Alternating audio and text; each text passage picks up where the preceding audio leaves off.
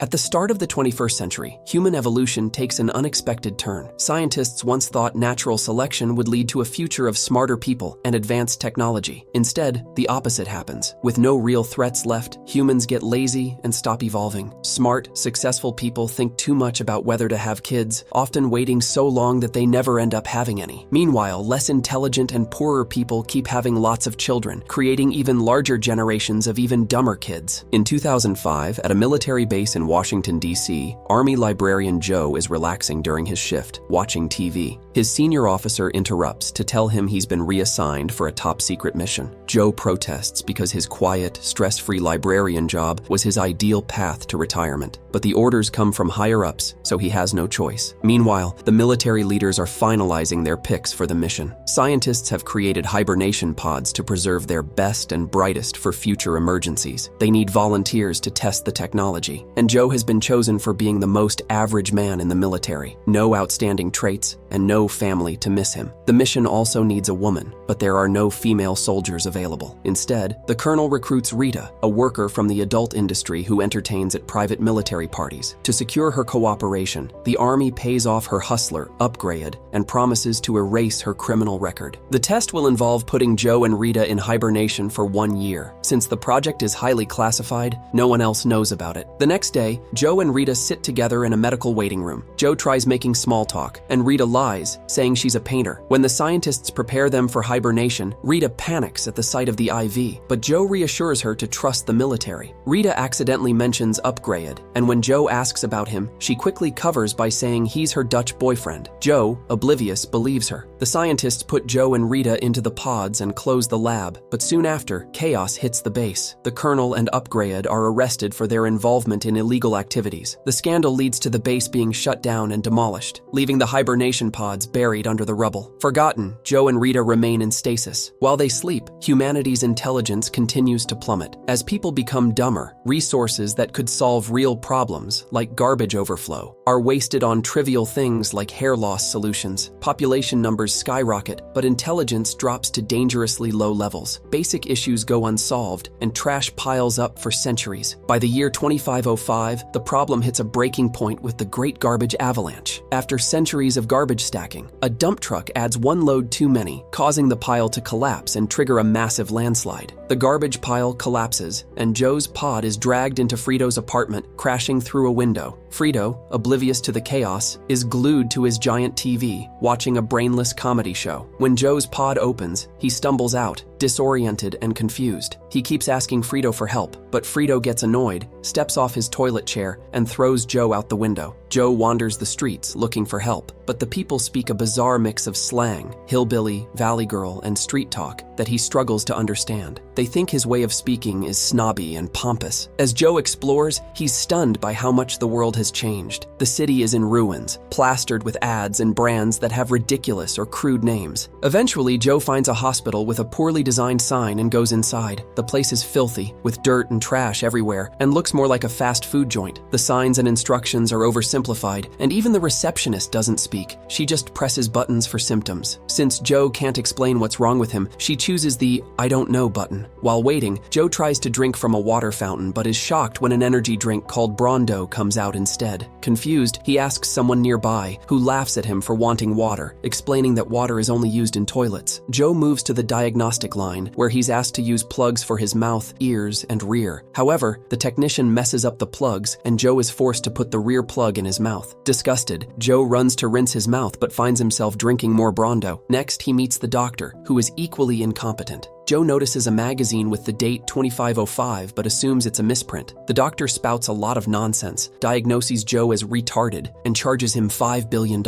Joe looks at the bill and finally realizes it really is the year 2505. He's been asleep for 500 years. Both Joe and the doctor scream at the same time when the doctor finds that Joe doesn't have a citizen tattoo. An alarm is activated, so Joe bolts from the office. Outside, he sees more signs of the world's decline. A giant clock stuck at the same time all day, raunchy billboards and piles of trash everywhere. The economy is in ruins, and people are fighting over scraps of food. Joe passes a movie theater and learns the only movie playing is a 90-minute film of a naked rear farting. It's a blockbuster hit that's won 8 Oscars, and the audience finds it hilarious. Later that night, Joe sees a woman struggling with a vending machine to get fries. When she gives up and leaves, Joe reaches into the machine to grab the fries. Unfortunately, he's caught in the act by the police. The police realize Joe is unscannable, so they immediately tackle and arrest him, ignoring his protests that he's with the army. While being taken away, Joe spots Rita's pod nearby, but the cops shut him up with pepper spray. In court, Joe is kept in a cage while the crowd throws things at him, and the walls are covered with advertisements. He's brought to his trial and finds out that his lawyer is Frito, who doesn't defend him at all and instead complains about the damage to his apartment window. The lawyers and judge speak complete nonsense, and the crowd starts shouting insults. Joe tries to explain himself with logical arguments, but everyone just laughs at him, and he's quickly found guilty. Meanwhile, Rita wakes up and tries to call Upgrade from a public phone, which costs $2,000 to use. A man approaches her, trying to buy her services, but she tricks him by taking his money and telling him to wait. She's stunned when she looks at the bills, noticing all the silly words and the bizarre face printed on them. The next morning, Joe is taken to a machine to get his citizen ID tattoo. When the AI asks for his name, Joe tries explaining he doesn't know what's happening, and the machine mistakes his words for his name. It prints "not sure" as his official name on the tattoo. Joe tries to correct it, but it's too late. The tattoo is done, and his ID shows a terrible picture along with the wrong name. Next, Joe is sent to take an aptitude test to figure out the best prison job for him. The test is absurdly easy, but Joe is frustrated to see the other people struggling with basic shapes. After the test, Joe is sent to prison, where the conditions are horrible. The cells are overcrowded, and guards treat the prisoners like animals, throwing food at them as if they were livestock. Realizing just how stupid everyone is, Joe comes up with a plan. He tells a guard there's been a mix-up and that he's supposed to be leaving prison today, not getting locked up. The guard sends him to the reception desk, where an officer removes his handcuffs to check the system. When the officer gets distracted looking through files, Joe uses the chance to run. As he escapes, the automatic weapons by the door malfunction and destroy each other, allowing him to get away safely. That night, Joe sneaks into Frito's apartment and asks if time machines exist in this era. Frito says they do, but refuses to help until Joe promises to go back in time and open a savings account in Frito's name, ensuring he'd have $80 billion in the future. Just as they strike a deal, the police begin pounding on Frito's door. Joe quickly changes clothes, and he and Frito escape through the window. They jump into Frito's car and find Rita at a street corner, still tricking the same guy for money. Joe pulls her into the car, explaining everything as they drive away. Rita gets angry and starts yelling at him. Unfortunately, street scanners pick up Joe's tattoo, revealing their location to the cops. Things get worse when the car suddenly dies because the battery runs out. The trio gets out just in time to hide as the cops arrive and shoot at the car, blowing it up for no reason. A crowd gathers to watch the chaos and even starts fighting each other for fun. After hours of walking, the group finally reaches Costco, which has grown into a massive store that sells everything, from regular items to school courses. Frito even became a lawyer here. There are dirty clubs with pun names posing as food chains, adding to the mess. The store is so big that they have to take a shuttle just to reach the electronics section. While they wait, Rita goes to the bathroom. Frito starts making inappropriate comments about Rita, and when Joe tries to stop him, his tattoo gets scanned again, and his face appears on every screen. Panicked, Frito jumps on the shuttle to escape while the cops quickly arrive, surrounding Joe and blasting him with more pepper spray. Rita comes out of the bathroom and spots the scene, deciding to stay hidden. Joe is then taken to the White House, where he meets the president's team. He's stunned when they tell him his IQ test shows he's the smartest person in the world, and they want to make him the Secretary of the Interior. Joe tries to explain this is a mistake, but he's interrupted by the arrival of President Camacho. The president grabs Joe's head, saying it should be bigger if he's so smart. Camacho then calls for a national announcement. On live TV, he declares that his new Secretary of the Interior, Mr. Not Sure, will solve all the nation's problems in just 1 week because he's so intelligent. Camacho promises Joe a full pardon if he succeeds. At first, the crowd is doubtful, but the president wins them over with a hyped-up song. The announcement ends with a wild parade, complete with beer drinking and middle fingers raised in celebration. Later, during a cabinet meeting, Joe asks for Frito to join him as his lawyer. In private, Joe tries to ask Frito where the time machine is, but Frito struggles to give clear directions. Looking for an excuse to leave, Joe asks the cabinet to take him to see the dead crops. He also requests the guards find Rita, which leads everyone to assume she's his lover. When they reach the countryside, Joe sees the soil is in terrible condition. Frito secretly hands him a map to the museum where the time machine is supposed to be. but it's so poorly drawn that it's useless. The guards soon bring Rita over, and Joe pretends he needs some privacy with her. Taking her behind some bushes, they try to figure out the map, but get nowhere. Left with no choice, they rejoin the group. As they approach the sprinklers, Joe is shocked to find out the crops are being watered with energy drink instead of water. He learns that back in 23 or 30, the company Brondo got rid of water because they saw it as a threat to their business. Now, even cows and babies are fed energy drinks. It takes Joe hours to convince the team to switch back to water, and he finally wins the argument by claiming he can talk to plants and knows what they need. The team spends the entire day installing new water sprinklers, with Camacho fully supporting the effort. When night falls, Joe and Rita are given a room in the White House. Rita reveals that she got a pardon thanks to Joe and offers to share the bed, but Joe declines, still believing she's a painter and that her manager Upgrade is her boyfriend.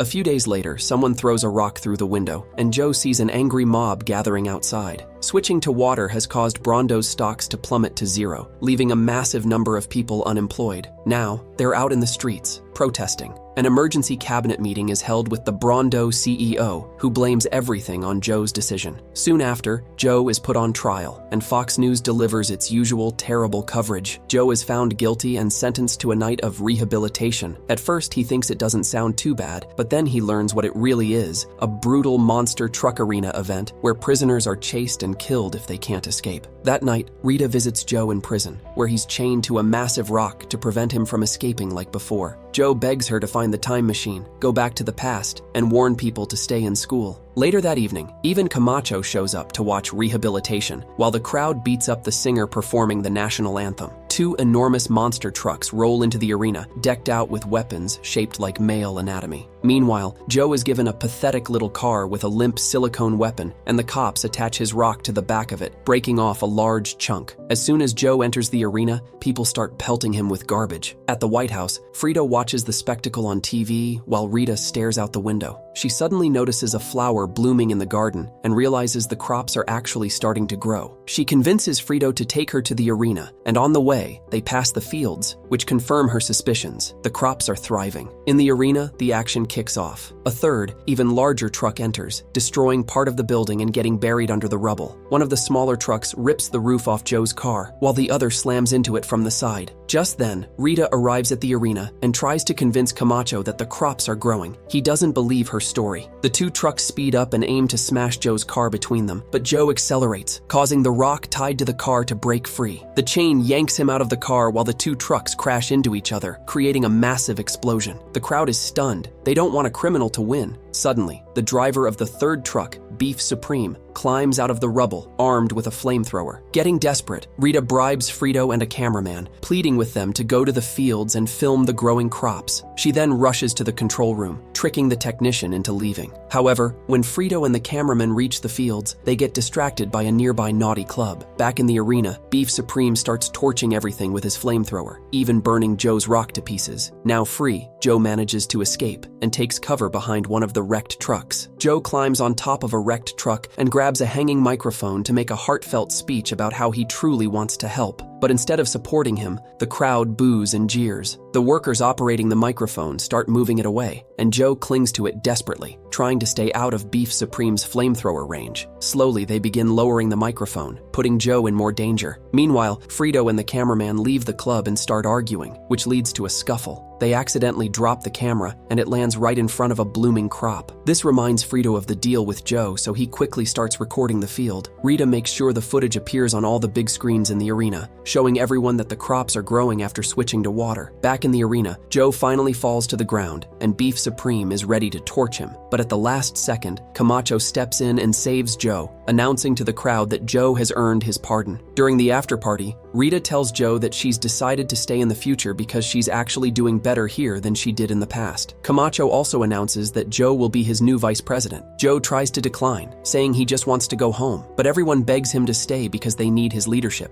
Joe is so moved by their pleas that he finally agrees. Later, Frito mocks Joe and takes him to see the time machine. But when they get there, it turns out to be nothing more than an amusement park ride. Frito had lied to Joe just to get the money. Over time, Joe becomes a highly successful vice president and is eventually elected president, with Rita as the first lady. Together, they lead the country into a new and smarter era and have the 3 most intelligent kids in the world. Meanwhile, Vice President Frito marries 8 wives and has 32 incredibly dim-witted children. In another hibernation pod, Upgrade finally wakes up and arrives in the future too, ready to cause more trouble. Don't forget to subscribe. Here's some more interesting story you don't want to miss.